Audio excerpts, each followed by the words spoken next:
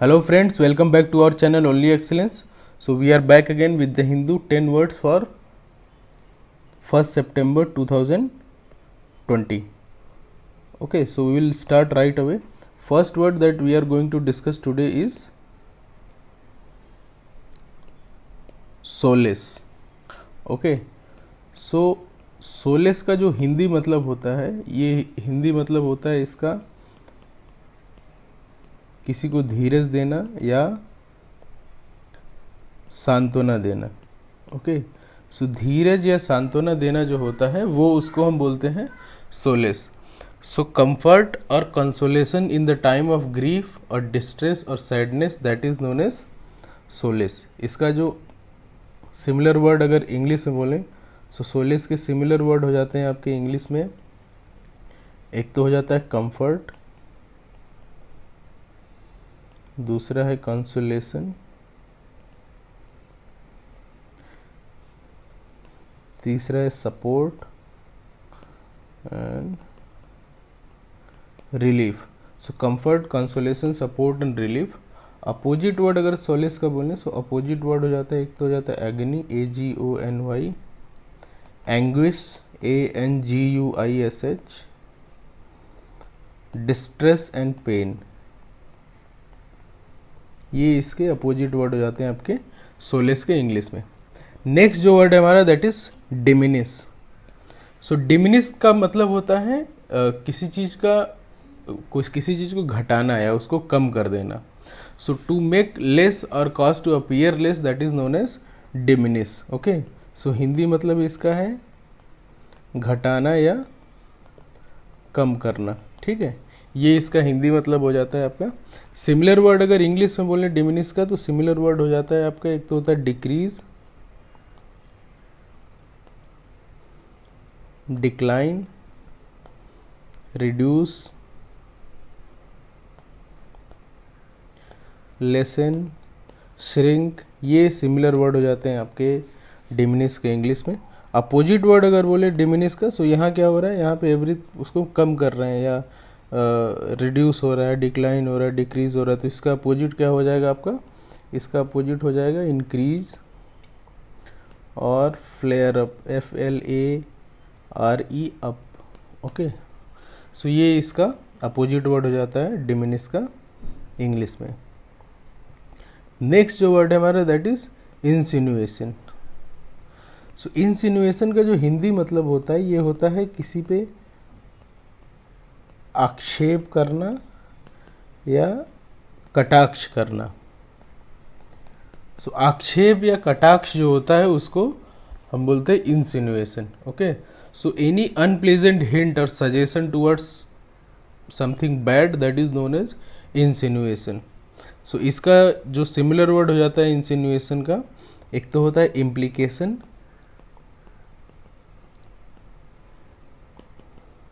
Infer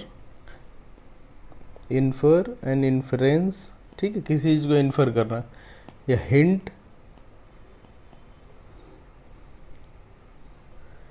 ठीक है, implication, inference and hint, ये इसके सिमिलर वर्ड हो जाते हैं आपके इंसिनुएशन के इंग्लिश में. नेक्स्ट जो वर्ड है हमारा that is unpalatable. So palatable का जो मतलब, अनपैलेटेबल का मतलब है anything which is not good और नॉट टेस्टी. ठीक है, सो ये पैलेट जो होता है, पैलेटेबल मतलब होता है टेस्टी. सो अनपैलेटेबल मतलब not tasty or not pleasant or not good. ठीक है, सो कोई भी चीज़ if it is not pleasant or tasty उसको हम बोलते हैं अनपैलेटेबल. और कोई भी चीज़ या difficult situation which is very difficult to accept, that is also known as unpalatable. Okay, so इसके सिमिलर वर्ड हो जाते हैं आपके इंग्लिश में, एक तो हो जाता है डिसएग्रीएबल,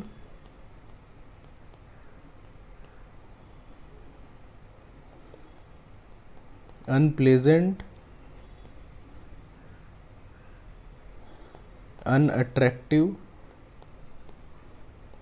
ये इसके सिमिलर वर्ड हो जाते हैं आपके इंग्लिश में. अपोजिट वर्ड अगर बोलें, सो अपोजिट वर्ड होता है, एक तो इसका हो जाता है पैलेटेबल,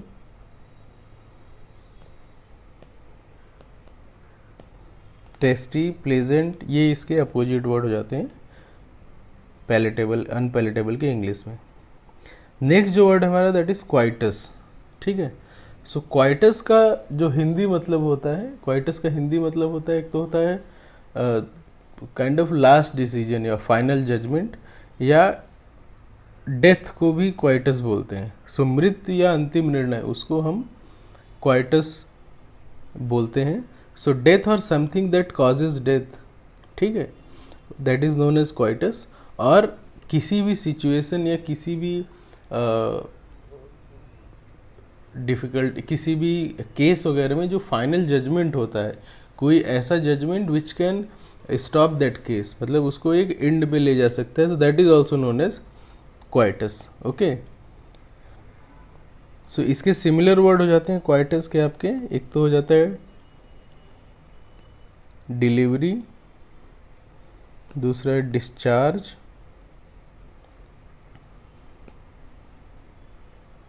रिलीज, ये इसके सिमिलर वर्ड हो जाते हैं क्वाइटस के इंग्लिश में। हिंदी मतलब मैंने बताया आपको, मृत्यु या अंतिम निर्णय। ओके,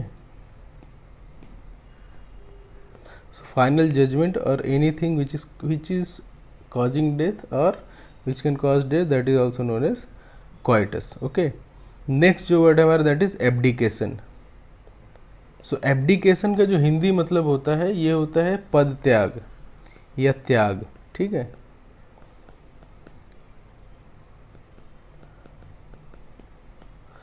सो कोई भी मतलब एक पावरफुल पोजीशन या ड्यूटी या एक रिस्पॉन्सिबल पोजीशन से अगर उस पद को छोड़ता है या उसको रिजाइन कर दे एक तरीके से, या रिटायरमेंट ले ले, so that is known as abdication. Okay, and एक तो ये होता है, दूसरा ये होता है कि अगर आप आपकी जो एक सर्टन रिस्पॉन्सिबिलिटी अगर उसका पूरा नहीं कर पा रहे हैं, सो उस सिचुएशन में जो फेल्योर है to fulfil that responsibility or duty, that is also known as abdication. So यहाँ जो रेफरेंस है उसी रेफरेंस में यूज किया गया है, एब्डिकेशन ऑफ रिस्पॉन्सिबिलिटी। ओके, तो इसके सिमिलर वर्ड हो जाते हैं आपके, एक तो सिमिलर वर्ड होता है आपका इसका डिसओनिंग,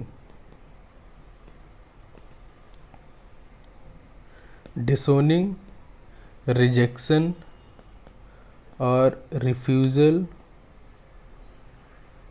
ये इसके सिमिलर वर्ड हो जाते हैं आपके एब्डिकेशन के इंग्लिश में। अपोजिट वर्ड अगर बोलें एब्डिकेशन का, सो एब्डिकेशन का होता है इसी पद त्याग जो है, रिटायरमेंट या पद त्याग, उस सेंस में अगर इसका अपोजिट वर्ड देखें तो हो जाता है कोरोनेशन, कोरोनेशन, ठीक है। कोरोनेशन मतलब जो तख्त पे बिठाने का जो प्रोसेस होता है, ठीक है। सो किसी को राजा बनाने का जो प्रोसेस होता है या किसी को एक रिस्पॉन्सिबल पोजीशन देने का जो प्रोसेस होता है, that is known as coronation. और सेकंड वर्ड जो है दैट इज एक्सेप्टेंस। ओके, ये इसके सिमिलर वर्ड हो जाते हैं आपके। नेक्स्ट जो वर्ड है हमारा that is precursor. So precursor का मतलब होता है अग्रगामी। सो कोई भी सिचुएशन है, इसके पहले वाला कोई भी सिचुएशन या आदमी इसके पहले जो उस जगह पे रहा है या पहले जो सिचुएशन है, दैट सिचुएशन और पर्सन और thing that is known as precursor. So precursor का मतलब होता है अग्रगामी, जो इससे पहले आया हुआ है उस पोजीशन पे। Okay, so a person or a thing that comes before the another kind of thing, that is known as precursor. So इसका जो सिमिलर वर्ड होता है इसका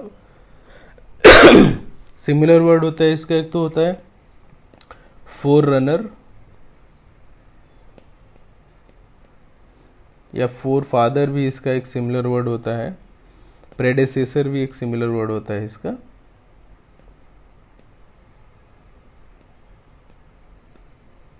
प्रेडेसेसर भी इसका सिमिलर वर्ड होता है। सो प्रीकर्सर की ये सिमिलर वर्ड हो जाते हैं, ठीक है। नेक्स्ट जो वर्ड है हमारा दैट इज रिनेग, ठीक है। यहाँ रिनेगिंग लिखा हुआ है, बट इसका जो नॉर्मल वर्ड जो है दैट इज रिनेग, यहाँ ING फॉर्म में लिखा हुआ है। सो रिनेग का मतलब होता है हिंदी इसका जो मतलब होता है इनकार करना या मुकर जाना।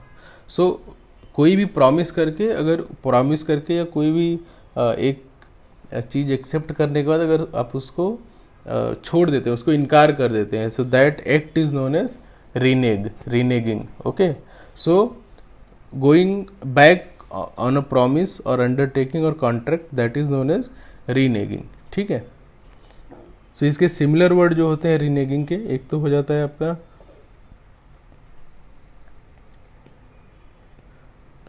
ब्रेक, बैकआउट,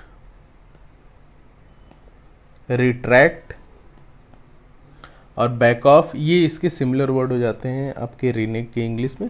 अपोजिट वर्ड अगर बोले रीनेग का, सो यहाँ पे क्या हो रहा है, the person he is refusing to fulfil his promise, मतलब इनकार कर रहा है। सो अपोजिट वर्ड इसका क्या हो जाएगा, keep or honour. So keep or honour, that is the opposite word of renege. ठीक है, नेक्स्ट जो वर्ड है हमारा, that is bumpy. So bumpy का मतलब होता है कि एनीथिंग जिसमें मतलब कोई भी अगर यात्रा या रास्ता या रोड अगर इस तरीके का है जिसमें बहुत ज़्यादा उबड़ खाबड़ है, बहुत ज़्यादा कुछ ना कुछ प्रॉब्लम लगा ही हुआ है, so that is known as bumpy. Okay, so uneven surface या अनइवन अनप्रिडिक्टेबल सिचुएशन, उसको हम बोलते हैं बम्पी। ओके, सो इसके सिमिलर वर्ड हो जाते हैं आपके इंग्लिश में। एक तो होता है बाउंसी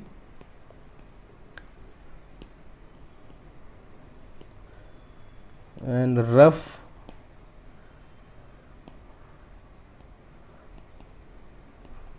चॉपी, जॉल्टी, ये इसके सिमिलर वर्ड हो जाते हैं। या अनकंफर्टेबल सिचुएशन, सो ये इसके सिमिलर वर्ड हो जाते हैं आपके बम्पी के। अपोजिट वर्ड अगर बोले बम्पी का, सो अपोजिट वर्ड हो जाता है, एक तो होता है स्मूथ और लेबल, ये अपोजिट वर्ड हो जाते हैं बम्पी के। ठीक है, नेक्स्ट जो वर्ड है हमारा, that is year mark. So year mark का मतलब होता है कि चिन्हित करके रखना या उद्दिष्ट करना। सो चिन्हित करना जो होता है, चिन्हित करना मतलब क्या होता है, अगर आपके पास एक पूल ऑफ रिसोर्स है, उसमें आपने एक सर्टेन रिसोर्स मार्क करके रखा है कि मुझे इस काम के लिए ही यूज करना है, so it means you have marked this resource A for work B, so this process is known as earmarking. ठीक है, सो किसी चीज़ के लिए कोई फंड या कोई एक प्रोविजन या कोई एक प्रोसेस प्रॉपर सेट असाइड करके रखना, उसको प्रॉपर रिजर्व करके रखना उस एक्टिविटी के लिए, that is known as earmark. ठीक है, सो डेजिग्नेटिंग अ फंड और resource for a particular purpose, that is known as earmark. दूसरा जो होता है कि mark of identity of ownership of something. ठीक है, सो ये मतलब होते हैं आपके इसके सिमिलर वर्ड। अगर इसका बोले इंग्लिश में, तो सिमिलर वर्ड हो जाता है, एक तो होता है सेट असाइड, दूसरा है रिजर्व,